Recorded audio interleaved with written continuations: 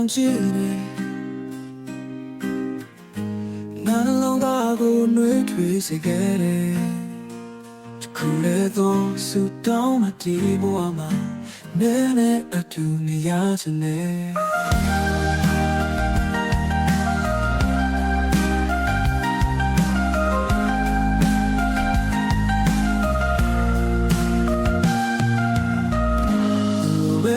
ဖြစ်မင်းဘေးမရှိနဲ့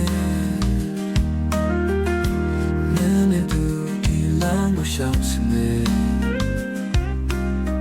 နဲ့တမ်းမလဲမခွဲရနေစချူ